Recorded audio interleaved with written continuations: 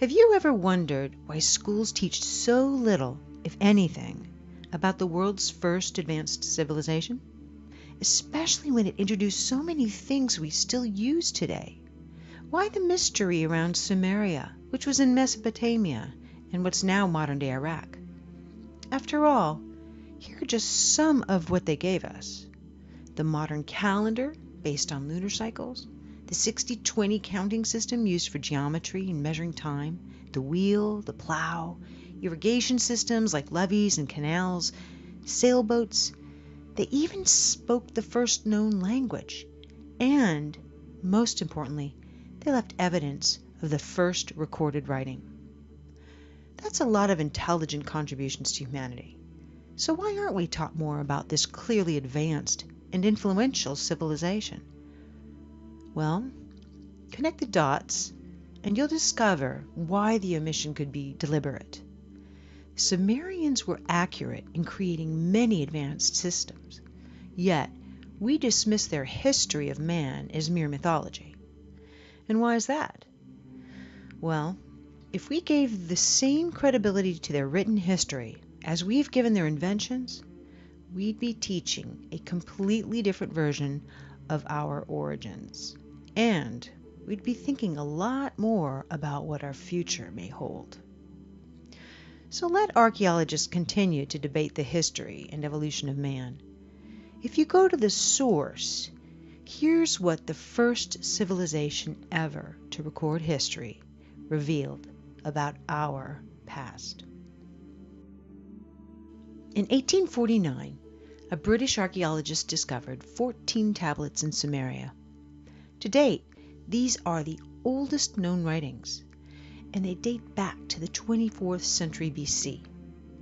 While the stories on them share much of what other ancient writings say, they put a whole new spin on the other ancient sacred texts. You see, while they do refer to a father of all beginnings, or some kind of ultimate supreme being, the tablets say that the creators in Genesis, the Garden of Eden, Adam and Eve, these were polytheistic gods of ours, otherworldly beings, or just plain out, they were aliens.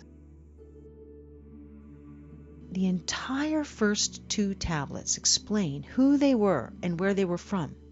Tablet 3 tells of the 6 days of creation, or settlement, on Earth. Later, they explain how the human race was genetically manipulated by these beings and did not evolve randomly. Even the technology Sumerians gave us came from these beings. Are you interested now in knowing more about what the Sumerians had to say about our history?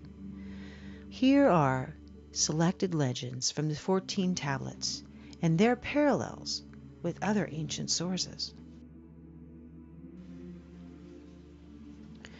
According to the Sumerian tablets, 445,000 years ago, creator gods, as they call it, came to Earth. The only inhabitants of Earth were wild and undomesticated animals, and early ancestors of man. These beings were called the Anunnaki, which means those who from heaven to earth came. The Anunnaki inhabited a distant orbiting planet called Nibiru, which only entered our solar system every 3,600 years. They describe Nibiru as many times the diameter of Earth and abundant with iron oxide, making its rivers and lakes appear red. Now a side note about Nibiru. According to the tablets, Nibiru's atmosphere began to deteriorate and become a hostile place for life, and in order to restore it, the Anunnaki needed one important element for their atmosphere: gold. Now here are a few interesting facts.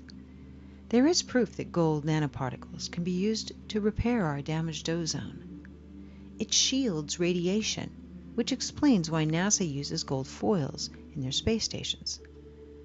While NASA is currently aware of 8 official planets in our solar system, there has been much speculation about the wobbly orbit of 2 planets, which points to the likely gravitational pull of a very large mass, which has yet to be discovered. Now, detection of this mass traces back decades, but in October of 2017, NASA published an article called "The Super Earth That Came Home for Dinner," stating, "There are now 5 different lines of observational evidence pointing to the existence of Planet 9. If you were to remove this explanation and imagine Planet 9 does not exist, then you generate more problems than you solve. Clearly, there is potential of another planet yet to be discovered in our solar system."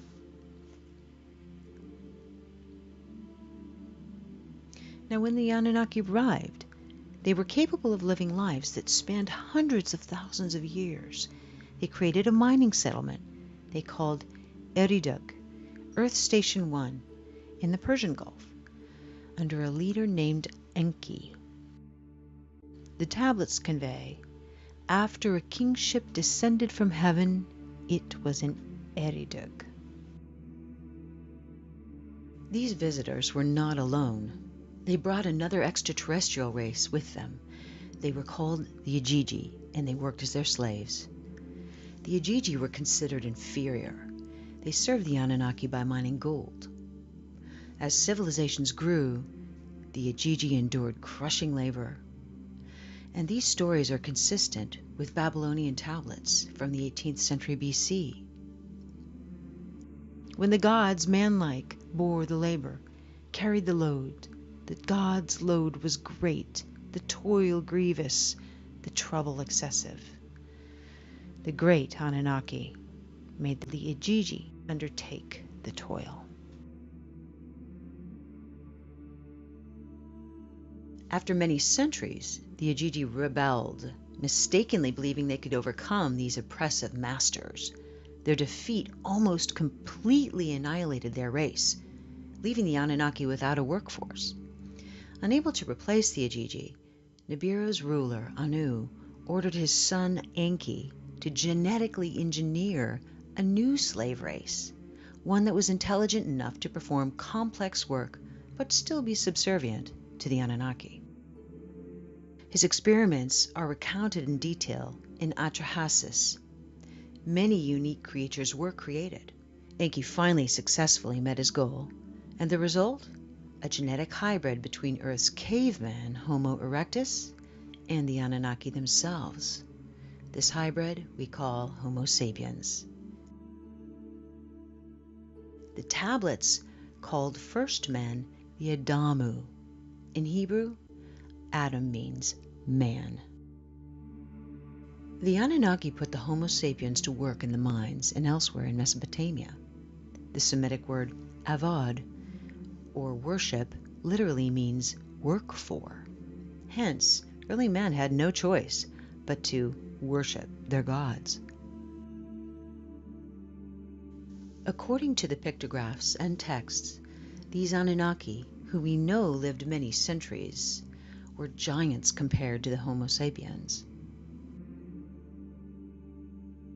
Now, because their main purpose in life was to serve the Anunnaki, Homo sapiens were, in return, educated with social skills and academic affairs and technology. All this is abundantly clear in the tablets. The new human slaves were sterile, but as the demand for workforce increased, they were re-engineered so that they could reproduce. This later led to an overpopulation. So later, many humans were banished from the safety of their cities, giving rise to the story of the Garden of Eden and the story of banishment from paradise for procreating. As humans evolved to become more intelligent, some Anunnaki leaders bred with these humans. The children which resulted from these forbidden unions between races were called the Nephilim, or giants of old. Tablets say that these practices enraged Enlil, the Anu leader of that time, who was also the brother of Enki. Enlil wanted to ensure no human would ever rise to power and potentially rule Nibiru. Naturally, the interbreeding increased that risk, but it was beyond his control. Human populations increased over the following millennia. only to be met with a population control plan that nature had in store. During one of its 3,600-year cycles, Nibiru's orbit created havoc on the Sun and on Earth. Nibiru is also called the Destroyer in the Kolbrin, which is an ancient gospel found in Scotland that was omitted from biblical text, much like the Dead Sea Scrolls were. It reads, "Men forgot the days of the Destroyer. Only the wise know where it went, and that it shall return at the appointed time. The Destroyer, its color, bright and fierce and ever-changing, was an unstable appearance, a fierce body of flames." Though stating Nibiru usually passes without causing harm, the tablets describe one cataclysmic event which occurred when Nibiru neared Earth. It says, first, black spots appeared on the Sun's surface. The Earth's magnetic field became weaker, the temperature rose, and ice caps began melting. This event we call the deluge, or the Great Flood. It also reads, "For days before the day of the deluge, the earth was rumbling, groaning, as if with pain. For nights before the calamity struck, in the heavens, Nibiru as a glowing star was seen."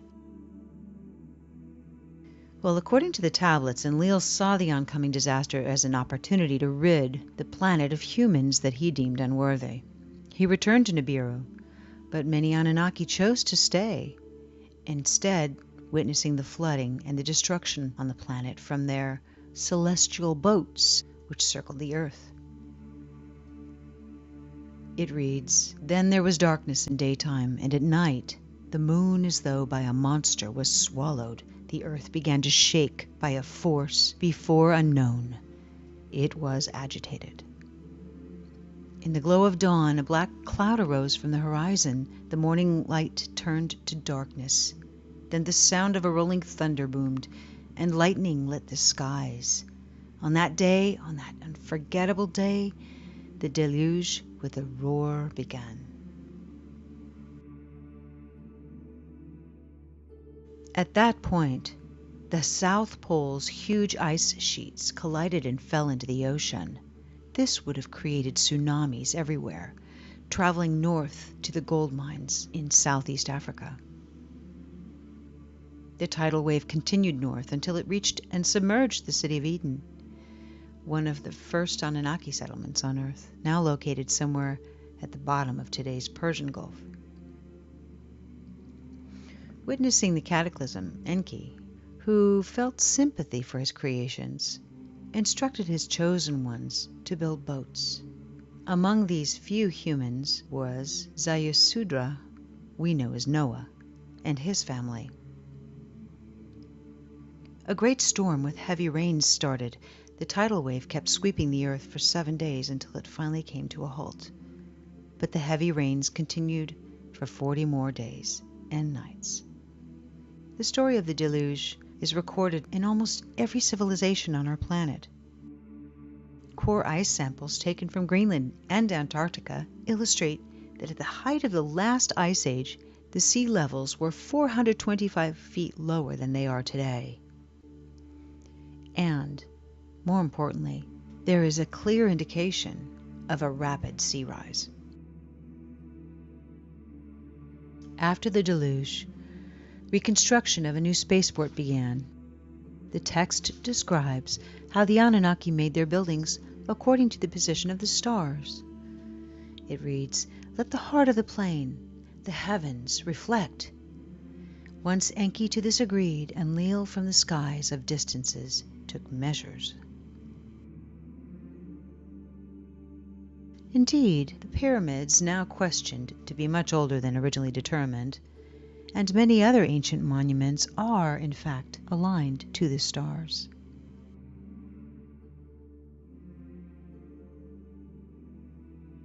When the Anunnaki finally left Earth, their influence had reached every corner of the world, from Mesopotamia to India to South America. Before they left, they gifted humanity the Sumerian civilization, which was inexplicably advanced for its time, having made a sort of a sudden appearance as a mature and highly organized culture that came out of nowhere. The Anunnaki taught the Sumerians their way of life and established monarchs.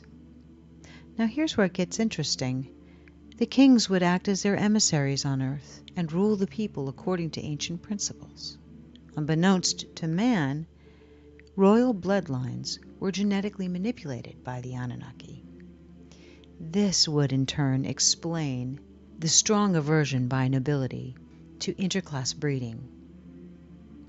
Some people speculate that the Anunnaki have deceptively managed to control the Earth through this selective breeding of nobility for centuries, millennia. Others speculate that, as the tablets indicate, Nibiru may once again come close to our planet, and then the Anunnaki will return and restore rule over the slave race they created. This would explain the secrecy around the Sumerian recorded history. Either way, 3,600 years approaches a new cycle. So now that you know what ancients reveal about our origins, perhaps you'd like to decide.